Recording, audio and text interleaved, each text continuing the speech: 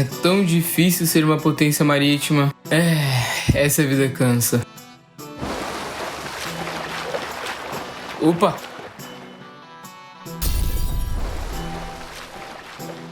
Bom dia!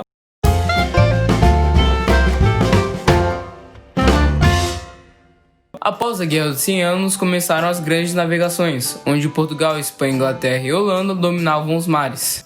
Não, você no máximo enviava corsários para pegar o ouro dos outros. Mas a sorte sorriu para os franceses e eles chegaram em Quebec no ano de 1603 e lá fundaram algumas colônias. E eles não pararam por aí e continuaram descendo até encontrar os seus melhores amigos.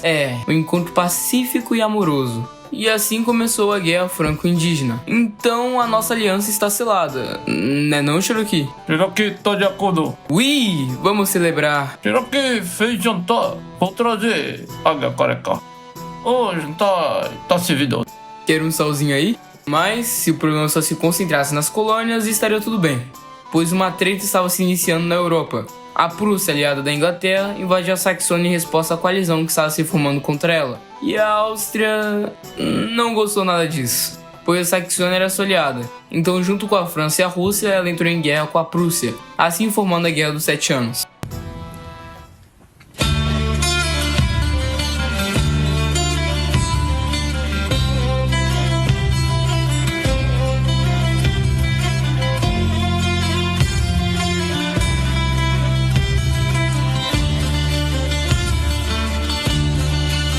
No começo, a coalizão estava se dando muito bem, até que Isabel, a czarina da Rússia, morre, e Pedro III entra no lugar dela. O problema é que ele gostava da Prússia, então acabou selando a paz com ela. E não só isso.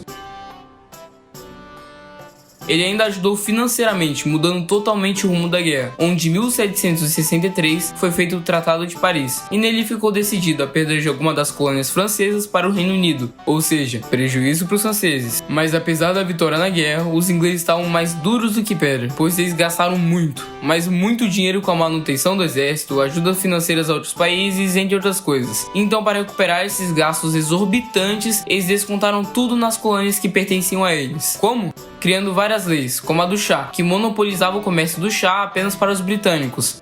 Com isso, os americanos ficaram bravos da vida e até criaram organizações secretas, como Sons of Liberty, que em contrapartida dessa lei jogaram toda a mercadoria de chá de um navio britânico no mar. Esse evento ficou conhecido como a Festa do Chá, mas isso fica para outro vídeo. A tensão entre americanos e britânicos só aumentava, e os franceses viram uma chance perfeita de dar o troco na sua querida amiga, assim instigando os americanos a se rebelarem. E foi o que eles fizeram, e com a ajuda dos franceses eles ganharam sua independência. Contudo, as despesas da França aumentaram muito, e a situação ficou tão ruim que estava faltando até comida.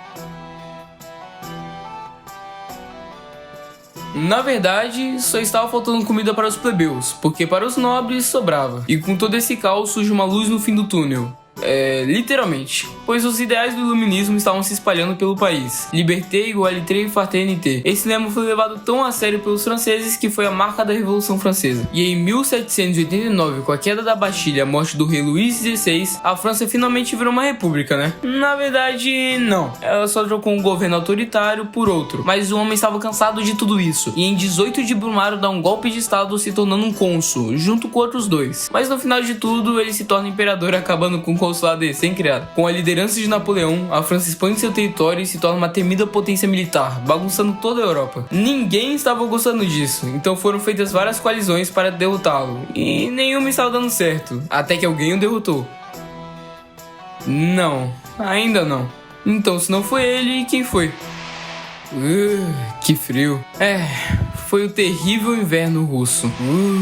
O que aconteceu foi que Napoleão tinha feito bloqueio continental, onde ninguém poderia fazer comércio com a Inglaterra. Porém, como a Rússia estava quebrada financeiramente, ela desrespeitou o bloqueio. Então Napoleão a invade com 650 mil homens. Só que ele não contava com a astúcia de seus oponentes e com o frio, seu maior inimigo. Ao invadir a Rússia, ele se deparou com uma tática muito inteligente do exército. Os soldados russos estavam recuando e queimando tudo pelo caminho que os franceses iriam passar, até chegar em Moscou, acabou, ou seja, o exército de Napoleão ficou sem suprimentos e qualquer tipo de abrigo. Com isso, eles ficavam vulneráveis aos ataques do exército russo e ao trincante fio da Let It Go. Totalmente acabado, Napoleão volta à França, e nisso os outros países viram que era a chance perfeita para atacá-lo, e com a sexta coligação formada, eles o derrotam e o exilam para a ilha de Elba. Finalmente paz, agora que aquele hobbit não vai mais nos incomodar. Meu preciado. Napoleão volta e é derrotado novamente na Batalha de Waterloo. Agora pode vir, Duque de Wellington.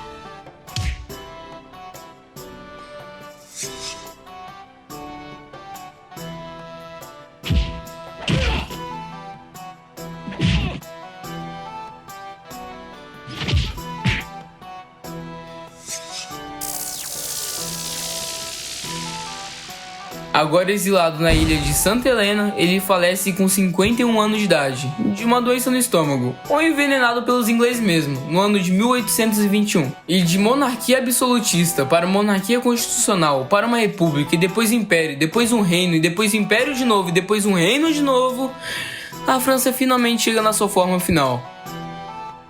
Ou não, porque Napoleão III se declara o imperador da França, querendo retomar toda a glória que o país um dia teve com seu avô, Napoleão. E a primeira coisa que ele fez foi entrar em guerra com a Prússia, o que não deu nada certo, pois em algumas semanas entraram na França e na cidade de Sedan o capturaram. Agora sim, a França finalmente alcança sua forma final, como uma república, e ganha uma nova arqui-inimiga. E a rivalidade entre os dois estava muito grande.